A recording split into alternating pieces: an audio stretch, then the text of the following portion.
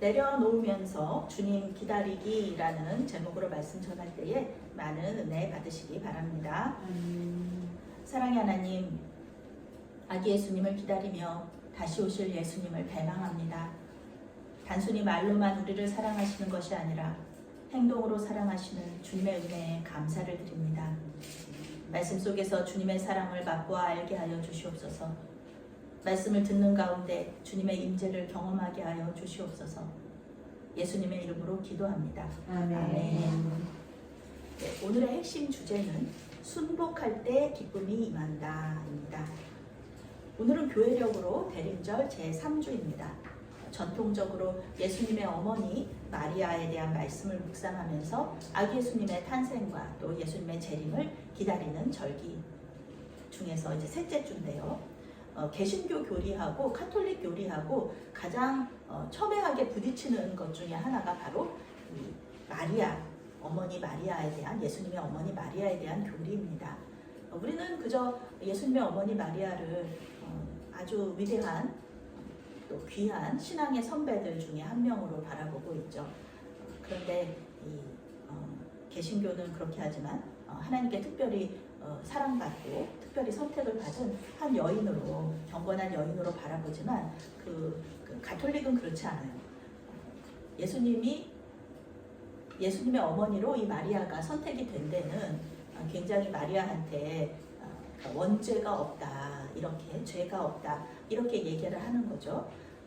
우리는 예수님의 어머니로 선택된 이유는 예수님의 어머니 마리아가 뭐 특별히 뭐 그런 자격이 있어서가 아니라 우리를 구원해 주셨듯이, 아무 자격도 없는 우리를 구원해 주셨듯이 마리아도 그렇게 선택받은 이유는 그저 전적인 하나님의 은혜 때문이다라고 이렇게 보는데 가톨릭은 아닙니다.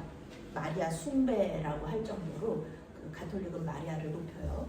우리는 그냥 예수님의 어머니 마리아다 이렇게 얘기하는데 거기서는, 가톨릭에서는 하나님의 어머니 마리아다 이렇게 얘기를 해요. 그러니까 굉장히 차이가 많이 나는 거죠. 물론 우리 예수님도 하나님이시지만 하나님이라고 하기보다는 우리는 성육신을 또 강조를 하는데 거기는 하나님의 어머니 마리아니까 굉장히 더 높여드리는 거죠. 그리고 우리는 예수님께서 이렇게 태어나시고 그리고 동생들이 또 태어났다고 얘기해요. 그래서 요셉과 마리아 사이에 또 아이들이 있었다고 얘기하는데요. 또 가톨릭에서는 그렇지 않아요. 가톨릭에서는 이 마리아는 평생을 하나님께 동정녀로 자신을 드렸다고 얘기해요. 그러니까 중세시대 성화들을 보면은 요셉은 완전히 할아버지로 나와 있어요. 할아버지로. 그러니까 자기 자녀들, 원래 있던 자녀들에게 이 마리아가 시집을 간 거죠. 두 번째 아내로 시집을 갔다. 그렇게 이렇게 보는 거죠. 그리고 이때 당시에 마리아의 나이가 12살에서 13살 정도 되었다고 해요. 만약에 그렇게 된다고 하면은 굉장히 요셉이 그때 당시에 풍습에서도 정말 이렇게 지금 생각하면은 그런 일이 있을 수 있을까? 할아버지랑 어린 소녀가 결혼하는 거니까 그렇지는 않았을 거라고 우리는 생각을 하는데, 이제 가톨릭에서는 그림을 이제 그런 식으로 그려놓는 거죠.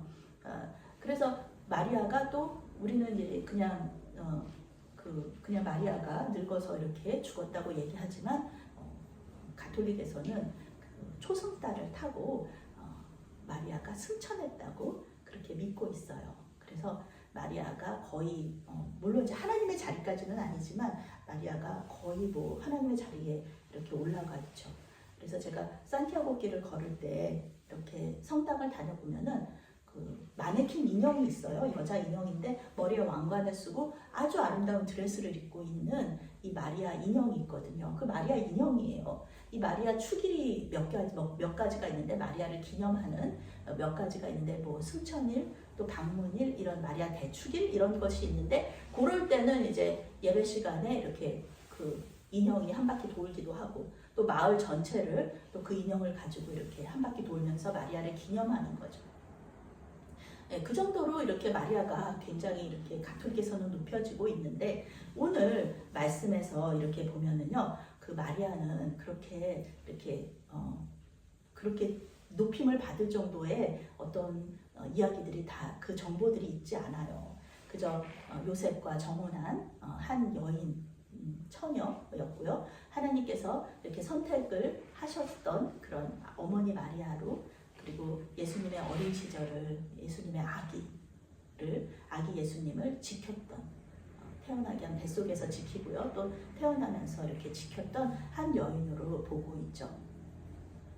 전승에 따르면은 성경에는 나오지 않았는데 전승에 따르면은 누가복음의 저자가 누가잖아요. 의사잖아요. 누가는. 그러니까 이 누가가 이렇게 동정녀에 대한 이야기를 쓴다는 거는 있을 수가 없는 거잖아요. 의사인데 과학자인데 그 남자와 여자의 그런 관계 없이 혼자 성령께서 이렇게 잉태하게 하셨다. 이런 거는 참 이 누가가 받아들이기 어려웠는데 어떻게 이렇게 썼을까? 물론 성령께서 이제 쓰게 하셨지만 전승에 따르면은 누가가 이 마리아를 만나서 인터뷰를 한 거예요. 굉장히 자세하게 나와 있습니다. 천사에게서 수태고지라고 그러는데 이렇게 예수님이 태어날 거라는 거를 처음부터 끝까지 이렇게 잘 얘기한 거 보면은 마치 정말 자기가 그 자리에 있었던 것처럼 얘기를 하고 있잖아요. 그것이 바로 이 누가가 예수님의 어머니 마리아에게 인터뷰하듯이 이야기를 다 듣고 그것을 성경을 기록했다 이렇게 하는 거죠. 아기 예수님의 탄생에 대해서 마리아만큼 잘 알고 있는 사람은 없을 거예요. 이 어머니들 계시지만 내가 임신했다는 거 다른 사람들은 몰라도 어머니들은 아시잖아요. 그리고 언제 임신했는지 그것도 다 어머니들은 다 알고 계시는 거고 언제쯤 태어날 것이다 이런 것도 9달에서 10달 정도 그때도 이제 어머니들이 가장 잘 아시는 거죠. 아기의 상태에 대해서도. 가톨릭 교회가 예수님의 어머니 그 마리아를 아주 지나치게 기념하는 것에 비하면은 성경은 이렇게 그렇게 많은 정보를 주지는 않지만 마리아는 그저 그 당시에 예수님의 메시아가 오심을 기다렸던 경건한 한 어린 소녀였다는 것을 우리가 알 수가 있습니다. 주님의 오심을 기다리는 대림절에 이제 묵상할 마리아의 아름다움을 오늘 묵상할 건데요. 이 마리아는 하나님의 말씀에 순복한 거예요. 이 말씀을 계속 읽어보면은요, 하나님의 말씀에 순복하고 또 쉽지 않은 일이잖아요. 어린 처녀가 동정녀가 아기를 낳는다는 것은 쉽지 않은 일인데 남편 없이. 그런데 이제 그 일에 하나님 말씀에 순복을 했고, 그리고 그것을 통하여서 나 같은 이런 아무것도 아닌 비천한 종에게 이런 일을 하게 하시다니 하면서 하나님을 찬양했다는 거예요. 그것이 마리아의 아름다움입니다. 46절 말씀부터 48절 말씀 함께 읽겠습니다. 마리아가 이르되 내 영혼이 주를 찬양하며 내 마음이 하나님 내 구주를 기뻐하였음은 그의 여종의 비천함을 돌보셨습니다. 보라 이제 후로는 만세 나를 복이 있다 이르리로다. 아멘.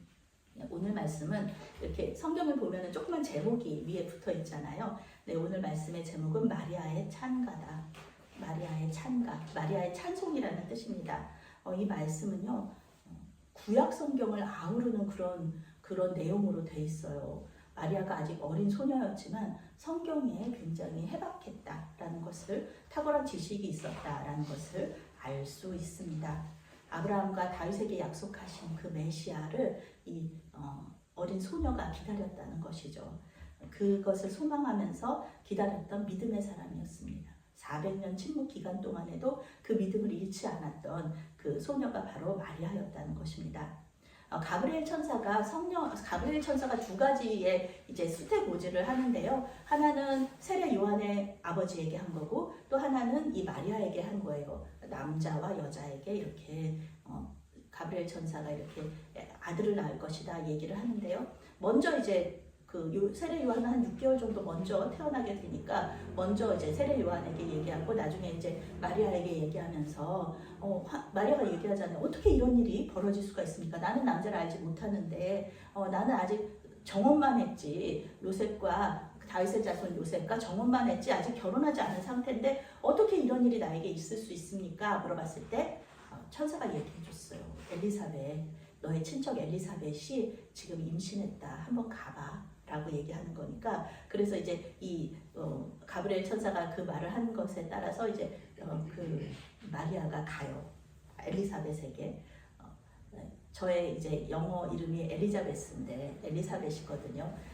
마리아 다음으로 예수님을 가장 빨리 영접한 그 여인이 바로 엘리사벳이라서 저도 영어 이름을 엘리사벳이라고 하고 있는데, 이 그 세례 요한의 어머니인 엘리사벳이 마리아를 보면서 너무 성령 충만해서 기쁜 거예요. 아, 내 아들도 내가 임신을 해서 너무 기쁜데 내가 하나님의 예수님의 어머니 마리아를 보고 그 뱃속의 아기를 내가 영접하는구나 하면서 굉장히 기뻐했어요. 그랬더니 마리아가 그것에 대한 화답으로 기쁨의 찬송을 불렀는데 그 노래가 바로 오늘 말씀입니다.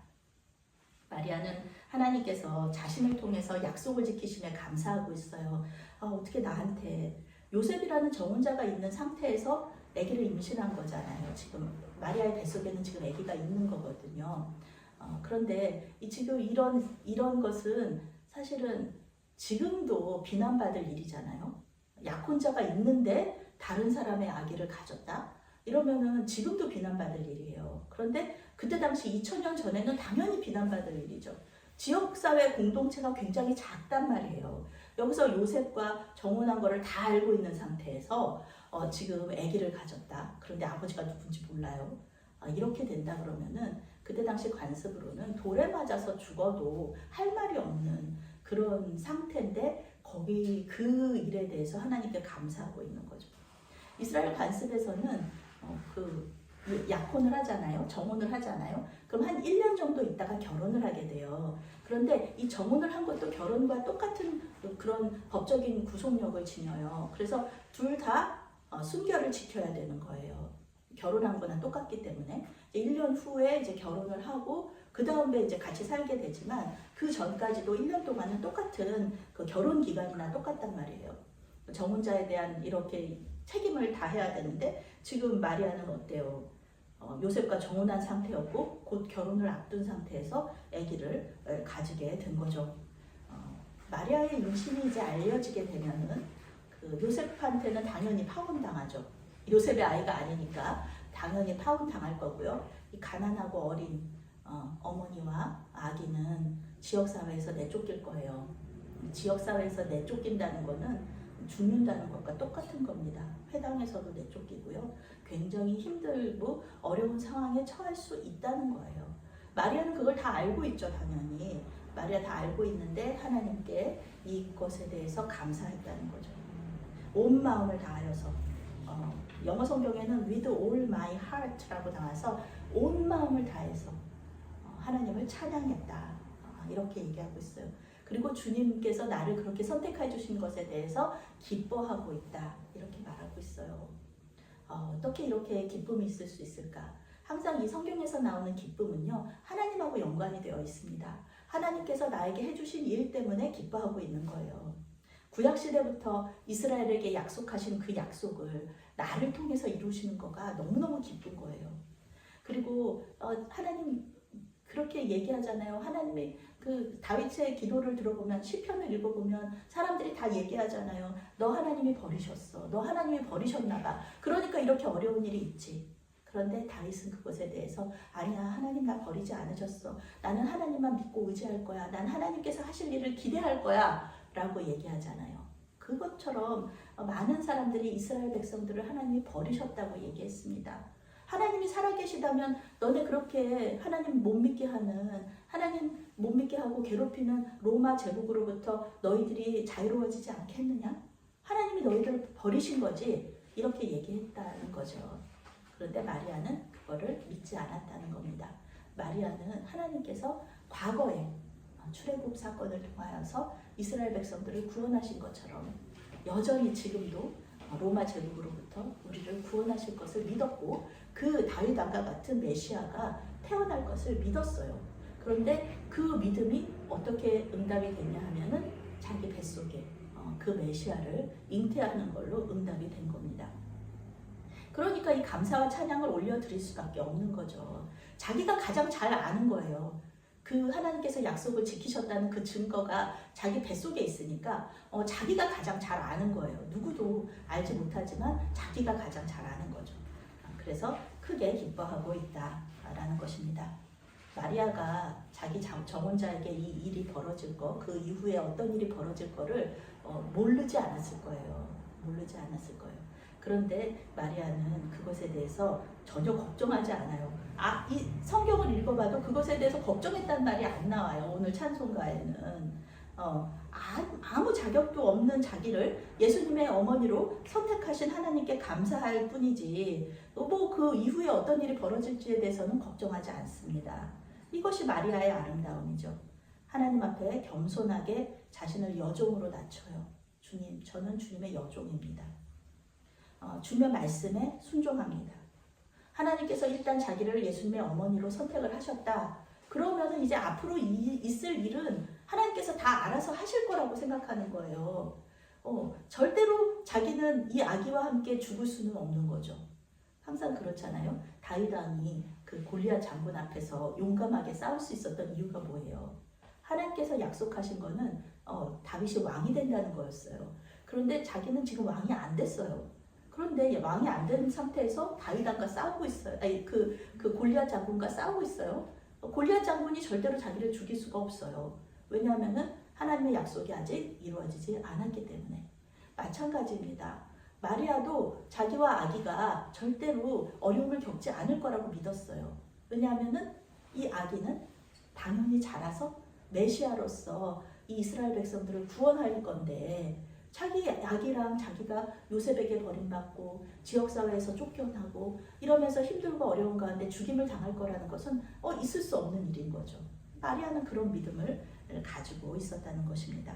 실제로 하나님은 요셉에게도 천사를 보내셔서 요셉이 파혼하지 못하게 하세요. 그리고 그 예수님을 이렇게 친아들처럼 이렇게 키우고 자기의 그 모든 일들, 몫으로서의 일들도 잘 가르쳐 주시게 하죠.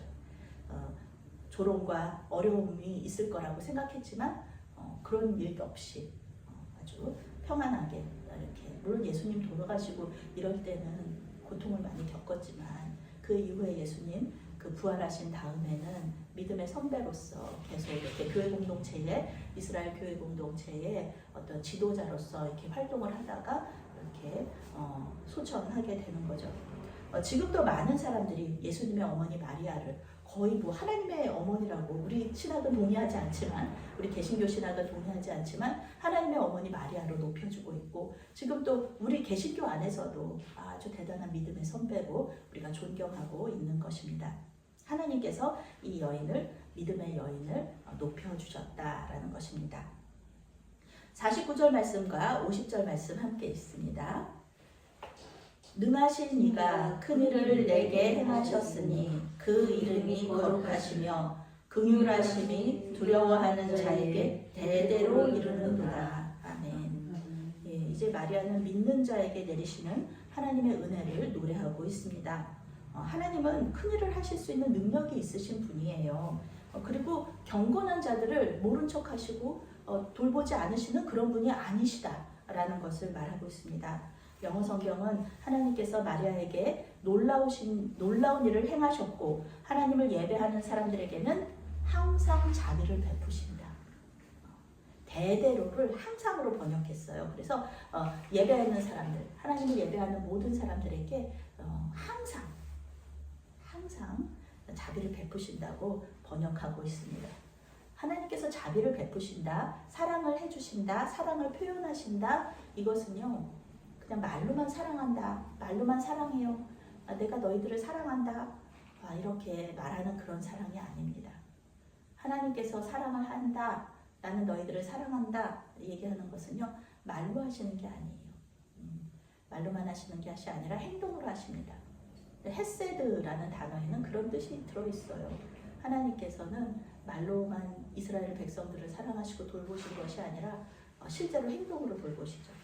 그것이 이렇게 좀 채찍질이 될 수도 있고 고난을 당하게 하시는 걸 수도 있지만 구체적으로 또 본질적으로는 하나님께서 이스라엘 백성들을 사랑하시고 돌보시는 방법이었다라는 거죠. 대표적인 하나님의 은혜는 우리를 예수님의 그 은혜로, 예수님의 십자가 보혈로 우리를 구원해 주셨다는 겁니다. 그게 가장 큰 거예요. 죄와 죽음에서 우리를 구원하여 주셨다는 것이죠. 우리는 죄와 죽음에서 자유로워졌습니다. 그러니까요, 죄와 죽음에서 자유로워진 우리가 하나님께서 가장 큰 거를 해주셨는데 다른 자잘한 걱정거리, 다른 근심, 불안 이런 것은 당연히 하나님께서 해결해 주신다라는 것이죠. 가장 할 수 없는 거, 우리가 정말 어쩔 수 없는 거를 우리 예수님께서 해결해 주셨기 때문에 우리의 모든 불안, 걱정, 근심을 가져가 주시고 모든 문제도 풀어주실 것을 우리는 믿어야 한다는 것입니다. 마리아는 구약시대의 이스라엘을 위해 큰일을 하신 능력 있고 거룩하신 또 자비하신 하나님이 지금 현재만이 아니라 미래에도 우리를 대대로 역사하실 것이다. 우리를 돌보시고 사랑해 주실 것이다 라는 것을 믿으면서 찬양하고 있습니다. 51절부터 53절 말씀 함께 읽겠습니다. 그의 팔로 힘을 보이사 마음의 생각이 교만한 자들을 흩으셨고 권세 있는 자를 그 위에서 내리치셨으며 비천한 자를 높이셨고 줄이는 자를 좋은 것으로 배불리셨으며 부자는 빈손으로 보내셨도다. 아멘. 네. 누가복음은요, 신분이 낮고 비천한 자들에게 관심이 많습니다. 그들에게 행하시는 하나님의 놀라운 능력을 항상 이야기하고 있어요. 하나님을 예배하는 사람들, 하나님을 높고 높으신 하나님을 이렇게 눈 아래로 보는 사람들이 있다는 거죠. 그 사람들이 누구냐 하면은 마음의 생각이 교만한 자들이다. 마음의 생각이요, 높아요. 하나님보다 높아요. 이런 사람들이라는 거예요. 하나님 하시는 거, 그거 좀 틀린 것 같은데, 나 같으면 저렇게 안 하겠어. 하나님이 무슨 하나님이 저래. 너무 어리석다. 특히 이렇게 생각하는 사람들 중에 대부분이 어떤 사람들이냐면은 하나님의 구원 계획, 하나님의 구원의 능력에 대해서 이렇게 저건 지혜롭지 못하다라고 얘기하는 이 헬라인들이 있었다는 거죠. 예수님을 통해서 예수님을 믿음으로 구원받는 이 믿음의 그 구원의 메커니즘을 이렇게 무시하는 사람들이 있었다. 그 사람들이 바로 마음의 생각이 교만한 자들인 거죠. 예수님을 믿지 않았잖아요. 예수님을 믿지 않고 죽이기까지 했던 그 사람들, 그 마음의 생각이 교만한 자들을 하나님께서 흩으셨고 과거에도 흩으셨고 앞으로도 흩으실 것이다 라고 얘기하는 겁니다. 그리고 권세 있는 자들, 높은 사람, 지금 높은 자리에 앉아있는데 하나님 무시해요. 그런 사람들은 하나님께서 낮추실 것이다. 그 대신에 비천한 자들, 겸손한 자들, 하나님을 이렇게 올려다보는 사람들이 있어요. 하나님 옳습니다. 하나님 말씀이 옳고 하나님의 모든 행동들이, 하나님께서 우리에게 하시는 모든 일들이 옳습니다. 우리가 지금은 받아들이기 어려울지라도 하나님께서 그렇게 하신다면, 이 모든 상황 속에서 주님의 손이 그렇게 인도하신다면 그것은 옳습니다 라고 이야기하는, 고백하는 그 비천한 자들은 하나님께서 높여주신다라고 얘기하는 거예요. 그리고 하나님을 열망하는 사람들이 있어요. 하나님 만나기를 열망하는 사람들. 여기서 줄인 자들, 배고픈 자들이라는 거는요, 실제로 배가 고픈 자들도 물론 있지만, 가난하고 배고픈 자들, 그것보다는 하나님을 열망하는 사람들이 있어요. 하나님 만나 주십시오. 하나님, 저는 하나님과 더 친밀해지고 더 가까워지기를 원합니다. 이렇게 하는 사람들이 있거든요. 근데 그런 사람들을 하나님께서는 좋은 것으로 배불리시겠다, 이렇게 약속하셨습니다. 부자는 빈손으로 보내시고요. 부자는 빈손으로 보내십니다. 하나님에 대해서 전혀 필요한 게 없어요. 자기는 너무 지금이 너무 행복하고 좋아요. 하나님한테 기도할 것도 없어요. 내 영혼도 마치 어리석은 부자처럼 자기가 가진 것이 전부인 줄 알고 그렇게 하나님하고는 전혀 상관없는 삶을 사는 그런 사람들은 하나님께서 빈손으로 보내게 하실 것이다, 이렇게 말하고 있는 것입니다. 메시아를 대망하면서 믿음을 잃지 않았던 그 사람들에게는 반드시 메시아가 오심을 눈으로 목도하고 메시아가 하시는 일들을 눈으로 목도할 수 있는 그런 경험을 하게 해주시겠다라고 이 약속을 하고 계시는 거죠. 이것은 지금도 마찬가지입니다. 예수님 안 믿는 사람들은요, 예수님께서 우리에게 하시는 일들을 믿지 않아요. 그들은 다 우연이라고 얘기하죠. 그렇지만 우리한테는 우연이 아닙니다. 하나님께서 모든 것을 우리에게 해주시는 거죠. 하나님을 믿는다고 하면서 예수님을 거절하고 예수님을 죽였던 높은 사람들이 있어요. 종교 지도자들, 그들은 결국 사라졌습니다. 안 좋은 얘기에나 본디오 빌라도 같이 안 좋은 얘기에나 예수님을 죽인 사람들로 이름이 나 있는데 누구도 그 사람들을 존경하고 사랑하지 않아요. 그런데 예수님을 믿었던 제자들, 그때 당시에 힘들고 어렵고 가난하고 또 비참하게 죽임을 당했던 그 예수님의 제자들은 지금까지도 하나님께 많은 사람들을 인도했던 그런 사람들로 하늘의 별처럼 빛나고 있는 것입니다. 마음의 생각이 교만한 자들은요, 언제나 하나님 반대편에 서 있어요. 구약과 신약이 똑같이 얘기하는 것은 하나님께서는 교만한 자를 미워하신다는 거예요. 교만한 자와 반대편에 서 계시다는 거예요. 하나님께서는 항상 겸손한 자와 함께 하신다는 거. 그것을 성경이 계속해서 얘기하고 있는 거거든요. 하나님을 자기보다 못하게 여기고 하나님을 내려다보는 사람들, 그런 사람들은 하나님께서 원수 갚아주시고요. 하나님을 올려다보면서 하나님의 손을 바라보고 있는 사람들, 하나님의 손이 어떻게 하실지, 나에게 어떤 것을 주실지 갈망하고 바라보는 그 사람들에게는 하나님께서 반드시 좋은 것으로 이렇게 채워주신다고 오늘 성경이 얘기하고 있습니다. 겸손하게 주님 앞에 엎드려 주님의 말씀에 순종하고 할 수 없는 것들, 하나님 이건 정말 못하겠는데요 라고 하는 것들도 주님께서 주신 능력으로 해내는 그런 종의 모습을 오늘 말씀에서 얘기하고 있는 것입니다. 이러한 겸손한 사람들을 하나님의 능력으로 내가 못하는 것들도 할 수 있는 그런 겸손한 사람들을 하나님께서는 사랑하시고 자비를 베풀어 주신다, 이렇게 말하고 있는 것입니다. 54절부터 56절까지 함께 읽겠습니다.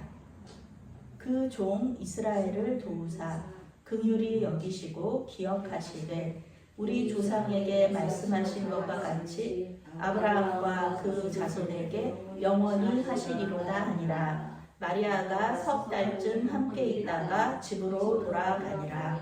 아멘. 이제 마지막으로 마리아는 이스라엘을 향한 하나님의 사랑을 노래하고 있습니다. 여기서 말하는 이스라엘은 종 이스라엘이에요. 그 종 이스라엘. 그 하나님 앞에 종으로 서 있는 그 이스라엘을 도우사 긍휼히 여기시고 기억하신다, 이렇게 말하고 있습니다. 다 모든 이스라엘이 아니라 그 종 이스라엘이라고 분명히 마리아가 이야기하고 있습니다. 하나님의 사랑의 가장 큰 증거, 그리고 가장 큰 도움, 바로 아브라함과 그 자손에게 약속하신 메시아 예수님을 보내셨다. 그리고 이 큰 사랑을 받은 사람이 바로 접니다 라고 얘기하면서 마리아가 이 찬송시를 마무리하고 있죠. 이제 마리아는 석 달쯤 엘리사벳과 함께 있다가 집으로 돌아가게 됩니다. 석 달쯤 후라고 한다면은 이제 엘리사벳이 세례 요한을 낳은 그 시기죠. 그리고 마리아는 이제 임신 3개월쯤 돼서 고향으로 나사렛으로 돌아가게 되는 것입니다. 오늘 우리는 이 마리아의 아름다움을 묵상하고 있어요. 지난번에 제가 사역한 교회에서 유치부 어린이들을 이렇게 가르칠 때, 말씀 전할 때 제가 우리 유치부 친구들한테 가장 소중한 게 뭐냐 이렇게 물어봤어요. 그랬더니 그때 당시에는 이제 또봇이 유행이었으니까 또봇 장난감이 너무 귀하다는 거예요. 그러면은 그 귀한 거 예수님께 드릴 수 있어? 그렇게 물어봤더니 싫다는 거예요. 못한다. 또봇 장난감 하나님께 못 드린다 라는 거예요. 우리 예수님은 생명도 주셨는데 왜 그 또봇 장난감 못 드리겠어요? 그랬더니 못 드린다는 거예요. 우리는 이런 눈에 보이는 거는 잘 드릴 수 있어요. 사실 그건 쉬운 거예요. 눈에 보이는 것, 우리의 시간이라든지 물질이라든지 이런 거, 또 우리가 이제 이렇게 그 힘을 드리는 거, 이런 거는 하나님께 되게 잘 드릴 수 있어요. 그런데 눈에 보이지 않는 거를 하나님께 드리는 게 참 어렵습니다. 우리의 명예라든지 우리의 생명이라든지 이런 거를 하나님께 드리기에는 참 어려워요. 특히 우리의 열망, 욕구 이런 것들, 우리가 생존하고 싶은 욕구, 다른 사람에게 인정받고 싶은 욕구, 그리고 통제, 다른 사람들을 통제하고 나 자신을 통제하고 싶은 이런 욕구를 하나님께 올려드리는 거, 이거는 쉽지 않습니다. 이것이 종의 모습이거든요. 종한테 이런 욕구라는 것은 사실 있으면은 안 되는 거죠. 하나님께서 다 나 자신을 종으로 드렸으면은 이건 하나님께서 다 알아서 하셔야 되는데 하나님께서 하시는 일들에 대해서 내가 이게 순복하지 못하는 거죠. 순종은 순복하고는 또 다른 겁니다. 순복은 그죠. 하나님 정말 옳습니다. 하나님께서 그렇게 하시는 것이 맞습니다. 이렇게 하면서 종의 모습으로 하나님 바라보는 거거든요. 그런데 이게 어렵다는 것이죠. 불안과 근심과 걱정을 주님께 올려드리는 거요. 쉽지 않습니다. 내가 그 문제를 해결할 수 없다는 거 알고 있어요. 그런데도 그것을 하나님께 올려드리기보다는 그냥 내가 끙끙 앓고 걱정하고 아이고 어떡하지 이렇게 걱정하는 게 나한테는 더 쉽다라는 겁니다. 이러한 눈에 보이지 않는 것은요, 믿음하고 관련이 있습니다. 히브리서 기자는요, 믿음은 바라는 것들의 실상이요, 보이지 않는 것들의 증거라고 얘기하고 있습니다. 믿음이라는 것은요, 지금은 메시아가 없어요. 그런데 앞으로 10개월 후에는 메시아가 태어나요. 그때를 바라보면서 지금 기뻐하는 거예요. 그리고 이 믿음이라는 거가 바로 증거가 돼요. 이 메시아가 10달 후에 태어난다는 거, 그것을 믿는 거가 나한테는 증거인 거예요. 이 믿음 자체가 증거예요. 그런데 나에게 믿음이 없다? 어떤 일들에 대한 믿음이 없다? 그러면은 그 일은 일어나기가 어렵죠. 왜냐하면은 나에게 믿음이 없으니까, 그것이 증거가 되지 못하니까 그렇다는 겁니다. 그 믿음이 있다는 그 자체가 앞으로 이루어질 일의 증거가 되는데 믿음이 없으면 그 소망은 이루어지기가 힘들다라는 것입니다.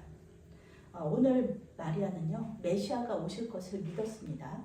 그리고 예수님의 약속을 믿는 증거로 자신의 태, 자신의 생명, 자신의 명예를 하나님께 올려드리면서 종의 모습으로 주님을 기다렸습니다. 예수님을 자신의 태중에 모시고요, 자기의 생명과 함께 예수님을 지키겠다 결단하는 거예요.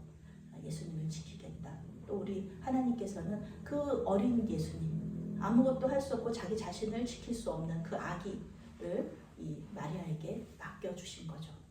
아기의 생명도 마리아에게 이렇게 맡겨주신 겁니다. 아직도 우리가 붙잡고 있는 눈에 보이지 않는 어떤 것, 하나님께서 이렇게 행하시는 것을 이렇게 눈으로 보는데 동의하고 싶지 않아요. 저것은 너무 힘든 거예요. 내가 어떻게 해서든지 이 상황을 바꾸고 싶다라고 이렇게 생각하고 행동하는 거, 그렇게 하는 거, 그렇게 활동하고 그러는 모든 것들이 있다면은 하나님께 올려드리시기 바랍니다. 믿음으로 이 모든 것들을 주님께 드릴 때, 순복하면서 주님의 재림을 기다릴 때 자비하시고 우리를 불쌍히 여기시는 하나님께서 그 문제를 해결하시고 우리 마음에 평안을 주시면서 다시 오실 예수님을 기쁨으로 기다리게 해주실 줄로 믿습니다. 아멘. 사랑의 하나님, 믿는다고 하면서 주님께 순복하지 못하는 우리를 불쌍히 여겨 주시옵소서. 우리의 걱정과 근심을 주님께 올려드리며 주님을 기다립니다. 우리를 둘러싼 모든 상황들을 주님의 손에 올려드립니다. 주님의 강한 손으로 우리를 도와주시옵소서. 주님의 도움을 믿고 기다리는 이 대림절기가 되게 하여 주시옵소서. 예수님의 이름으로 기도합니다. 아멘.